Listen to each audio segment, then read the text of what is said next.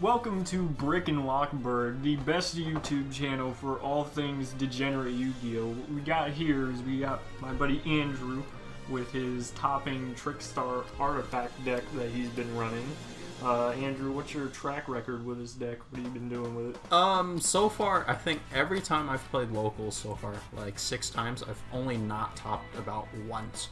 And each time I've been only losing by one match, and that's just freaking dinos, because, you know, big boys and Trickstars. And the first time you took it to locals, you did 4-0, didn't you? Yeah, I went, first time I took it to locals, I went perfect, and actually that was a 5-round, so I went 5-0 that day, so yeah, it was pretty good. So. Alright, so what do you got for us here with this Trickstar Alright, deck? so first off, we're going to start out with the standard 3 Candina, 2 Lycoris, and 1 Lilybell. That's 3 Lycoris, but you know, we get why we run that. Yeah, so the standard stuff. The standard package, 3 Lycoris, Lilybell. 1 Lilybell, obviously, because Lilybell is a game sealer. You never want to really see this in your hand. You always want to search it. So, but everything so far pretty standard so far. Next, we're gonna see our artifact lineup. So we're playing 2 more attack and one scythe. So these ratios. So obviously more attack is for the whole popping, and then scythe is in case you play against Goki or another deck that relies on the extra deck. Then you go ahead and you special summon scythe during their turn, and they can't make plays. Obviously, if you're playing against something like Altergeist or something, you want to be siding this thing out. But it works for the most part. Why did you decide to run the artifact engine over other engines such as Sky Striker or? Well, one, Engage is really expensive, and I'm a cheap bastard. That's probably the biggest reason why. But right. Another reason why is these guys are all lights and they're fairies. I play you'll see later that I play Summon Sorceress as well. You can really bring out these guys using Summon Sorceress because obviously they're being fairy and all.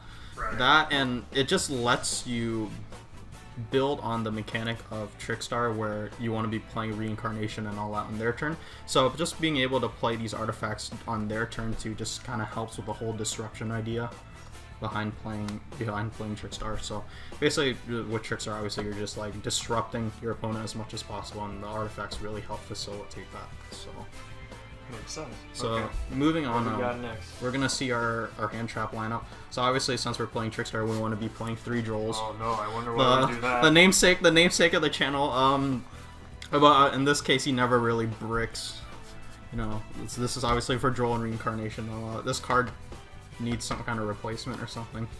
It's kind of dirty, but Droll and Reincarnation combo. Yeah, the whole Pretty Droll much a and game Reincarnation ender. combo. Yeah. Probably gonna see Reincarnation get hit up and coming here, but whenever that happens, that'll be pretty interesting. So we'll be playing something else. 3 Ash. You kind of need this card. It's like just stopping searches and all that. Just not really much to say. If you don't have this, you're gonna have a bad time against some matchups like Goki and all that. Right. 2 Veiler. I side the 3rd partially because there's not really much space in this deck to play a 3rd. If you need it, though, obviously there's some cards you can side out, like I'm going to show you, that I'll talk about, but only 2. Now, for some spicy stuff, I play 1 Cyber Dragon. Why do we play the 1 Cyber Dragon? Cyber Dragon is to get over invoked stuff. If any invoked or any opponent that relies on using the extra monster zone that makes some kind of big monster, you can just if you're going second, you can special summon Cyber Dragon and then just make Mega Fleet. He also synergizes well with the artifacts as well, where you can tribute off one of your small monsters. So if you have another artifact, then you can actually make some rank plays. So by using him, you're getting rid of problems. Yeah, you get rid of a lot of problems. Yeah, and then like in return too, you get a really big monster too that Trickstars don't really have. So this can also seal games as well.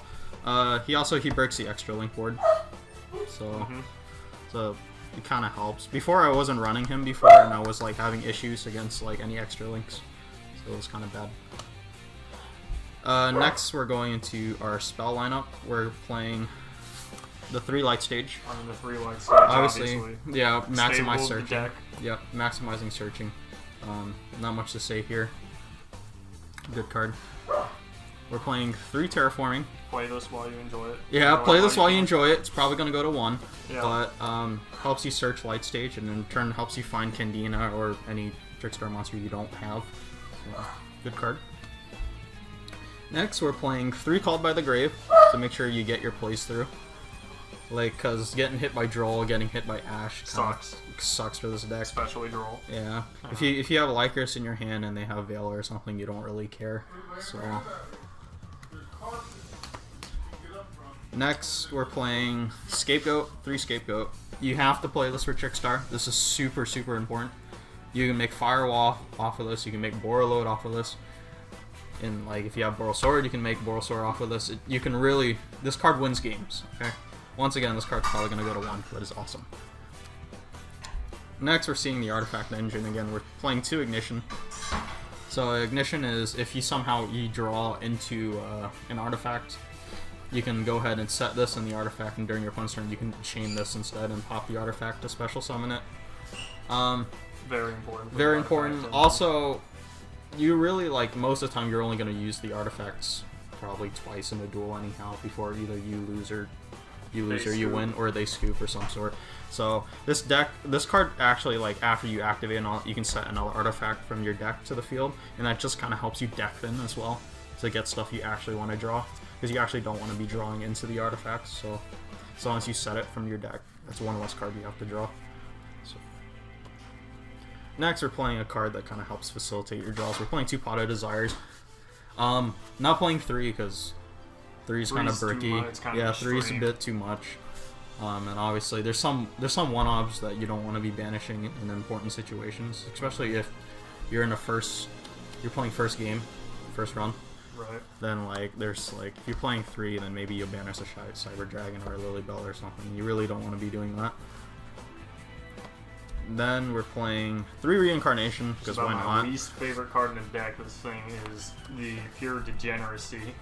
Yeah, most people hate this card. It's the best card in the deck, honestly. Like, just banishing your opponent's entire hand and being able to reborn a monster during any time is extremely, extremely powerful. So this card is also probably going to get I would like to see that card get nuked.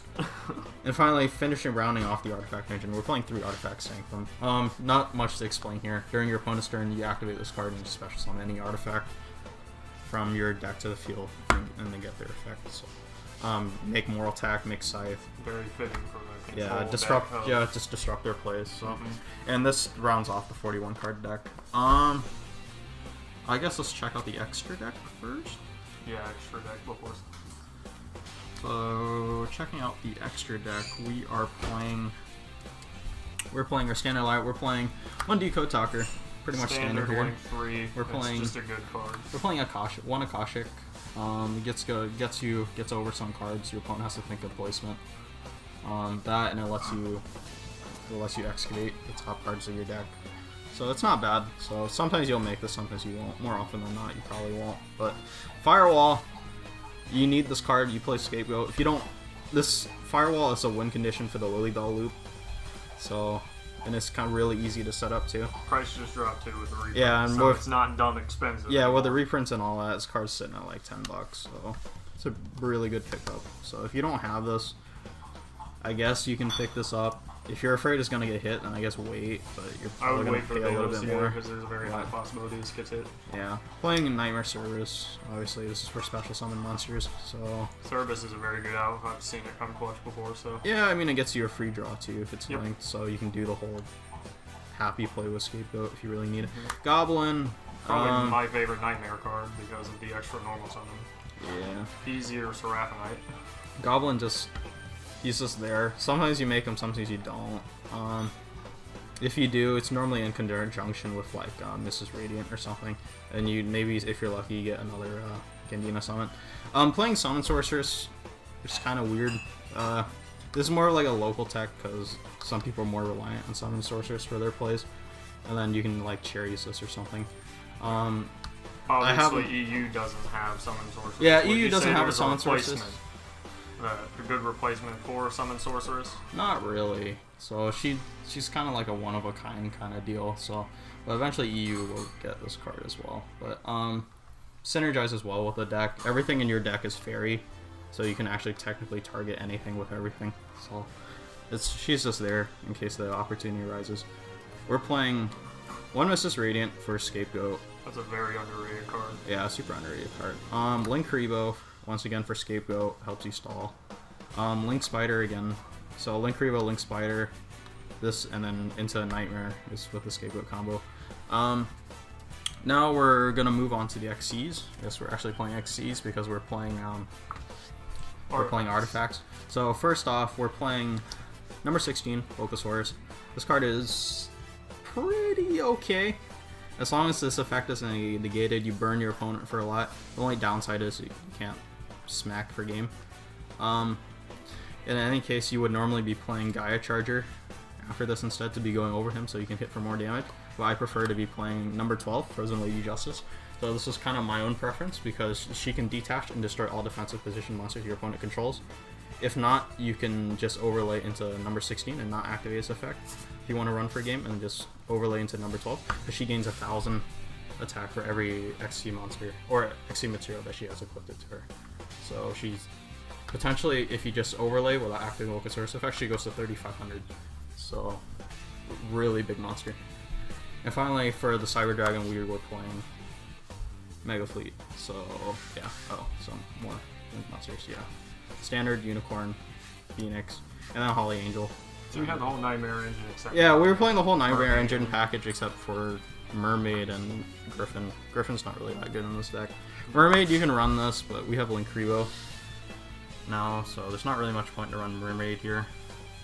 And you really only want to be playing Mermaid if you're like trying to go for the extra linking board and you're playing Nightmare Corruptor Ibly, but we're not doing that here. So now to check out the side deck, we're playing one Isolde as a Cherry's target. Obviously Goki and all that, super reliant on this right now. Probably other decks in the future. That kills decks. So yeah, this kills decks. That kills combos right then and there. Yeah. Kagari against a Sky Striker matchup. You Cherries their Kagari, they're not going to be able to play at all. So that's just how the game goes.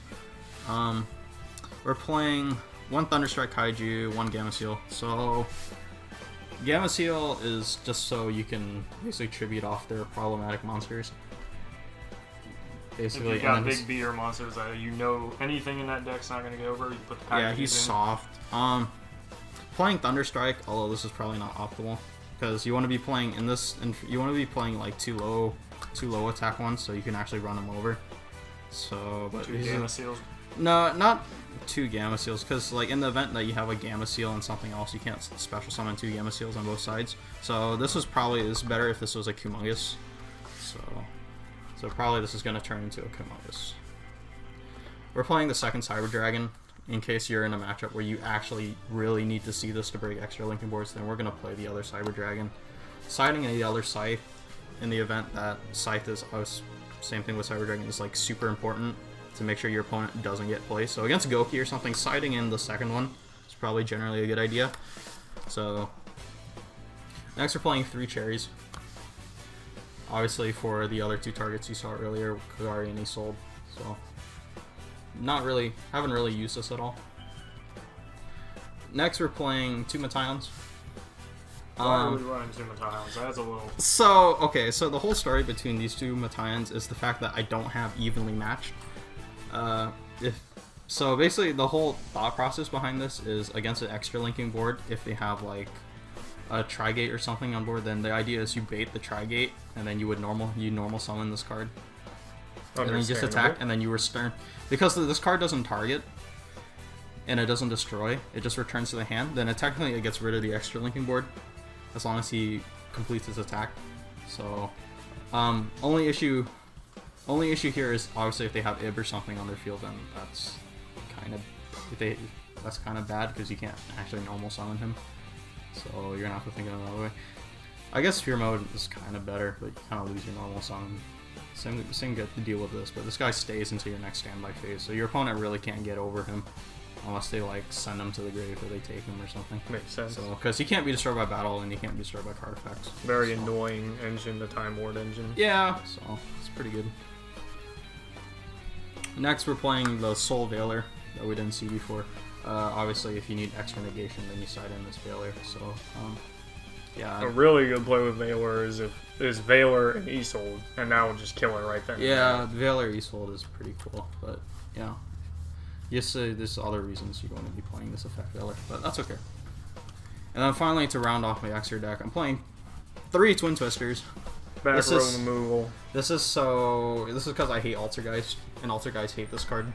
So, it was either this or Red Reboot, which would also be pretty synergetic overall, but I kind of like Twin Twisters more, because just being able to pop 2 and also discard 1 is generally better. Like, if you somehow end up with a reincarnation in your hand or something, you actually want to just send it to your grave to special summon something.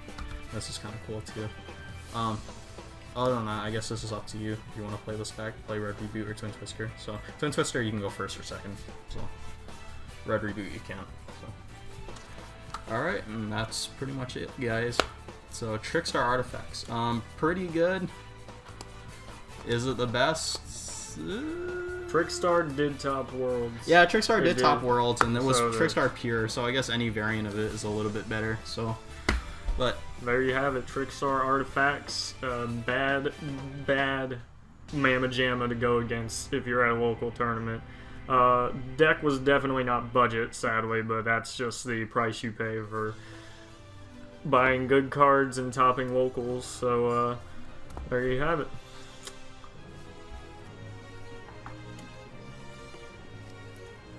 And I should have done a fucking outro, but I couldn't think of anything else to say. this is yeah, dudes coming from Brick and Lockbird. What's up, dude? Asa. We'll see you next time. Asa, dude. Bruh, I'll do the narration next. Oh, is it still going? Press stop. Oh, is it not? Oh, I pressed it.